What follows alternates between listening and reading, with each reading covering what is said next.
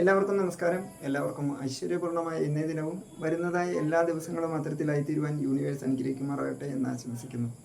ഇന്നത്തെ ആധുനിക മനുഷ്യന് ലൈഫ് സ്റ്റൈൽ ഡിസീസ് വർദ്ധിച്ചുകൊണ്ടിരിക്കുന്ന ഇന്നത്തെ കാലഘട്ടത്തിൽ കൊച്ചുകുട്ടികൾ മുതൽ പ്രായമായവരെ എല്ലായ്പ്പോഴും എല്ലാവർക്കും എന്താണ് അസുഖമെന്ന് പെട്ടെന്നാണ് അനലൈസ് ചെയ്യുകയും രോഗാവസ്ഥയിലേക്ക് പോയിക്കൊണ്ടിരിക്കുന്നത്. തുടർ ചികിത്സയും അതിനോടനുബന്ധിച്ച് പ്രയാസങ്ങൾ അനുഭവിക്കുക, പൈസ ചെലവഴിക്കുക, ഒരു നിരന്തരമായിട്ടുള്ള ഒരു ട്രീറ്റ്മെൻറ്റിന് വിധേയമാകേണ്ട പല കാര്യങ്ങളുമാണ് നമ്മളുടെ വീട്ടിലാകട്ടെ, അയൽവാസികളിലാകട്ടെ, റിലേറ്റീവ്സിലാകട്ടെ കണ്ടുവരുന്നത്.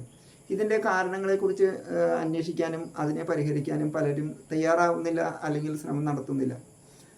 ഒരു ഡോക്ടർ പറഞ്ഞതിൻ്റെ ഉപദേശപ്രകാരം ഭക്ഷണം കൺട്രോൾ ചെയ്യുക, അല്ലെങ്കിൽ ഫിസിക്കൽ ആക്ടിവിറ്റീസ് ചെയ്യുക, എന്തെങ്കിലും ലഘുവായ വ്യായാമത്തിലേക്ക് പോകുന്നതിന് മുന്നേ, അതല്ലെങ്കിൽ അത്തരം ഒരു സാഹചര്യങ്ങളിലേക്ക് പോകുന്നതിന് മുന്നേ തന്നെ നമ്മൾ ഭക്ഷണത്തിൽ ആവശ്യത്തിനുള്ള ഭക്ഷണം ആവശ്യമുള്ള രീതിയിൽ നല്ല രീതിയിൽ തന്നെ കഴിച്ചുകൊണ്ട്, എന്നാൽ വേണ്ടതായ വൈറ്റമിൻസ്, മിനറൽസ്, ധാതുക്കൾ, അതായത് micro nutrients, macro nutrients, omega 3, 6, അതോടൊപ്പം തന്നെ വേണ്ട രീതിയിലുള്ള പ്രോട്ടീൻ കണ്ടന്റും ഉൾപ്പെടുത്തിക്കൊണ്ട്, അതോടൊപ്പം fruits, vegetables, raw vegetables, cooked വെജിറ്റബിൾസിനൊക്കെ ആനുപാതികമായി പെടുത്തിക്കൊണ്ട് നല്ല രീതിയിലുള്ള ഭക്ഷണം കഴിക്കുകയാണെങ്കിൽ തീർച്ചയായിട്ടും ഒരു പ്രമേഹം, ഡയബറ്റിക്, അതുപോലെ തന്നെ ഇൻസുലിൻ എടുക്കേണ്ട അവസ്ഥ, അതുപോലെ ഈ പൾമണറി ഡിസീസ് ആകട്ടെ, ക്രിട്ടിക്കൽ ഇൽനെസ് ആകട്ടെ, ഇത്തരം കാര്യങ്ങൾ ഇന്ന് വർദ്ധിച്ചുകൊണ്ടിരിക്കുകയാണ്. പെട്ടെന്നാണ് ഒരാൾ ഹാർട്ട് അറ്റാക്ക് സംഭവിക്കുക, സ്റ്റെൻറ്റ് ഇടേണ്ടി വരിക, അല്ലെങ്കിൽ അനവധി മറ്റു പല മാരക രോഗങ്ങളിലേക്കൊക്കെ പോകുന്നത് പെട്ടെന്നുള്ള സാഹചര്യത്തിലാണ്.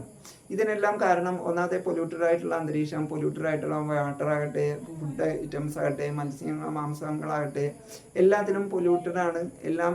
അതോടൊപ്പം തന്നെ ജങ്ക് ഫുഡിൻ്റെയും ബേക്കറി സാധനങ്ങളുടെയും അമിത ഉപയോഗവും അസ്ഥാനത്തും വിശപ്പില്ലാത്തപ്പോഴും ഒരു ഭക്ഷണം കഴിഞ്ഞിട്ട് വേണ്ട രീതിയിലുള്ള ഒരു ഗ്യാപ്പ് കൊടുക്കാതെ, നല്ല രീതിയിലുള്ള ഡൈജഷൻ പ്രോസസ്സിങ്ങിനുള്ള ഒരു ടൈം കൊടുക്കാതെ ഒക്കെ നമ്മൾ ആഹരിക്കുന്നുണ്ട്.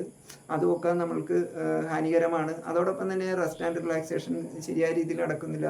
അഡിക്വേറ്റഡ് ആയിട്ടുള്ള ഡീപ്പ് സ്ലീപ്പ്, നല്ല രീതിയിലുള്ള വേണ്ട സമയത്ത് കൃത്യമായിട്ട് ഉറങ്ങാൻ കഴിയുന്നില്ല എന്നുള്ളതും ഇന്നത്തെ ആധുനിക മനുഷ്യൻ്റെ ഒരു പ്രത്യേകതയാണ്.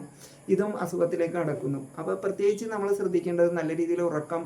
നമുക്കിഷ്ടമുള്ള കാര്യമാണ് ഉറക്കവും ഭക്ഷണവും, പക്ഷെ അത് വേണ്ട രീതിയിൽ ശരീരത്തിന് ആവശ്യമായ രീതിയിൽ നമുക്ക് കൊടുക്കാൻ കഴിയുന്നില്ല, അത് നിർവഹിക്കുന്നില്ല. അതും അനാരോഗ്യാവസ്ഥയിലേക്ക് പോകുന്നുണ്ട്.